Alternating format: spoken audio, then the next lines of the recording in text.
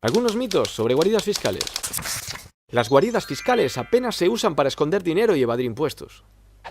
En 2013, Gabriel Zucman, profesor de la London School of Economics y la Universidad de Berkeley, publicó un libro llamado La riqueza oculta de las naciones. Parece que servirá. Según él, de todo el patrimonio financiero mundial, depósitos bancarios, acciones, fondos de inversión, el 8% está alojado offshore, en el extranjero, lo cual no es ilegal si está declarado en las haciendas de origen. Pero no es el caso. Según sus estimaciones, en 2013 más del 80% estaba escondido, 4,7 billones de euros, casi 5 veces el PIB de un país como España. Las guaridas fiscales están desapareciendo. Al comienzo del libro, Zucman dice que las guaridas fiscales nunca han gozado de tan buena salud como ahora. Siempre presentes en los discursos políticos, las victorias no aparecen por ningún lado en las cifras. La impunidad de los defraudadores es prácticamente total.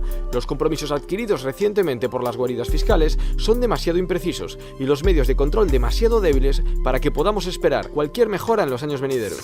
En este gráfico vemos cómo la proporción de activos financieros europeos alojados offshore no ha dejado de aumentar. En realidad, el impacto de las guaridas fiscales no es tan importante. Bueno, ¿cómo de importantes son? En 2013 había al menos unos 130.000 millones de euros de residentes españoles escondidos offshore. Según la metodología de Zucman, esto supone una pérdida de recaudación para España de 6.500 millones. Esta cantidad podría cubrir los recortes de ese mismo año en educación, sanidad, ciencia y medio ambiente.